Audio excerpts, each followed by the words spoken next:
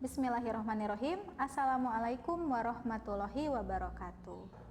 Apa kabar peserta didik semua yang sedang menyaksikan video ini? Semoga kalian dalam keadaan sehat dan semoga tetap semangat ya. Berjumpa lagi dengan Ibu Nova Aulia Rahman dalam pembelajaran Pendidikan Agama Islam dan Budi Pekerti kelas 7 semester ganjil. Dan pada kesempatan kali ini kita akan mempelajari tentang sholat wajib berjamaah ya. Nah, sebelum kita mulai pembelajaran, ada baiknya tentunya kita memulai dengan baca basmalah, Bismillahirrahmanirrahim. Kemudian silahkan untuk berdoa masing-masing. Berdoa dimulai. Berdoa selesai. Nah, selanjutnya Ibu sudah tampilkan di sini ya, ada tujuan pembelajaran.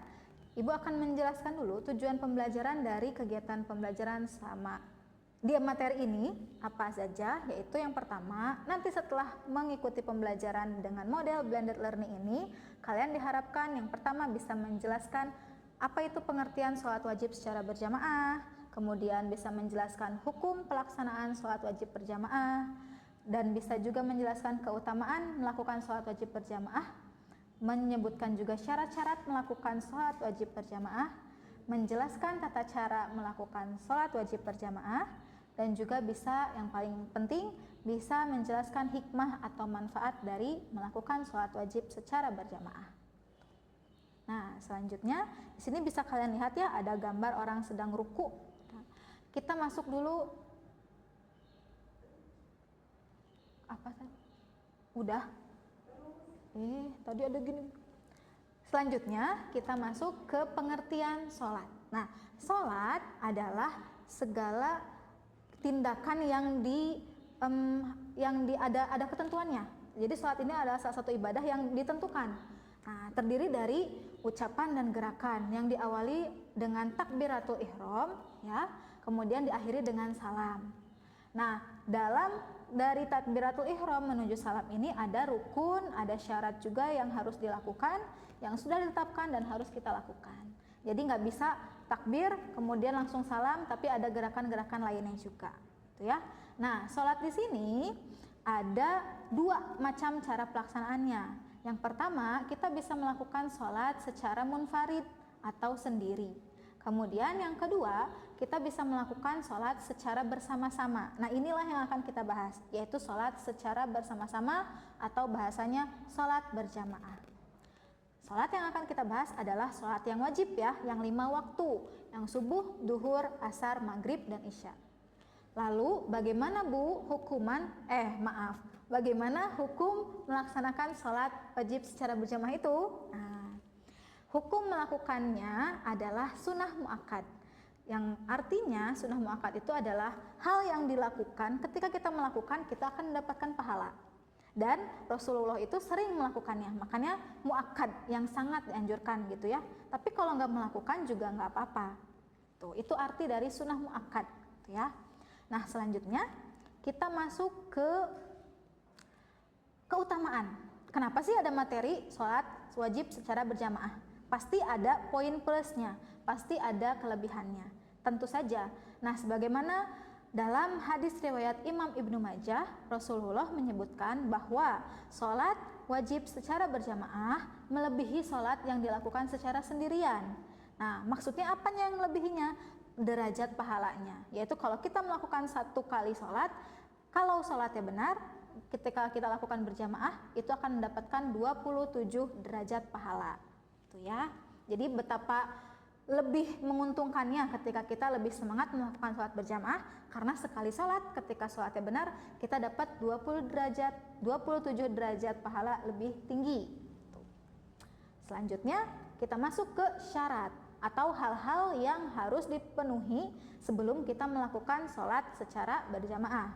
Apa saja? Nah, sebelumnya Ibu sudah menjelaskan ya, ada 3. Nah, di sini ada 1 lagi yang akan Ibu sebutkan juga. Yang pertama, Ibu ulas lagi, ada imam, ada makmum. Nah, sholat berjamaah ini terdiri minimal 2 orang. Yang satu jadi imam, pemimpin dalam sholatnya, dan yang satu lagi menjadi makmum. Minimal 2 orang ya, lebih bagus. Nah, kemudian yang kedua, syarat melakukan sholat berjamaah adalah sebagai makmumnya, sebagai orang yang mau dipimpin sholatnya itu harus berniat untuk mengikuti imam. Jadi nggak boleh dua-duanya pengen jadi imam. Kalau yang jadi makmum harus berniat mengikuti imam, gitu ya. Dan imam menjadi pemimpin dalam sholatnya. Nah, yang ketiga syaratnya apa lagi? Yaitu sholatnya dikerjakan dalam satu majelis atau satu tempat. Misalkan ibu berada di ruangan ini, ibu mau sholat berjamaah, ada satu orang laki-laki, atau misalkan ada satu lagi perempuan, nah itu harus sama-sama di ruangan ini. Nggak boleh terhalang tembok yang menutupi atau membatasi ruangan ini. Jadi harus dalam satu ruangan, gitu ya. Kemudian yang keempat, nah ini yang sebelumnya ibu belum sebutkan, sholatnya makmum harus sesuai dengan sholatnya imam. Maksudnya bagaimana, Bu? Maksudnya misalkan makmum ini mau sholat zuhur, nah maka tanyakan kepada imamnya atau yang mau diajak sholatnya itu mau sholat zuhur atau dia mah zuhur sudah, misalkan. Nah, kita harus sama-sama mau sholat yang sama gitu ya, imam dan makmum. Kalau mau duhur ya duhur yang dilakukan, nggak bisa yang satu asar, yang satu duhur gitu. Selanjutnya, nah, tata cara. Nah, di sini tata cara sholat secara umum bisa kalian eksplor lebih dalam lagi dengan cara membaca di buku paket. Ya, dan ibu yakin kalian juga pasti sudah pernah diajarkan bagaimana takbiratul ihram, kemudian ruku dan seterusnya. Nah, ini ibu akan menjelaskan tata cara kalau mau melakukan sholat wajib berjamaah, apa yang bedanya gitu ya. Nah, di situ bisa dilihat ya, nomor 1, sholat berjamaah diawali dengan adzan dan iqomah. Jadi kenapa harus ada adzan dan iqomah? Tentu saja untuk mengumpulkan orangnya. Tapi kalau misalkan hanya 2 orang atau 3 orang, cukup dengan iqomah juga itu sudah cukup ya. Yang kedua, sebagai seorang imam dia harus berada di posisi paling depan karena dia sebagai pemimpin gitu ya. Ini imam, ini makmumnya di belakang.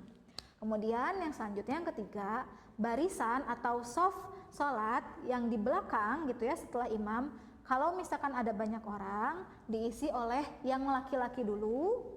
Yang shaf pertama imam ke 1, shaf yang pertama makmum laki-laki gitu ya. Yang kemudian di belakangnya boleh kalau ada anak laki-laki, kalau nggak ada langsung perempuan gitu ya.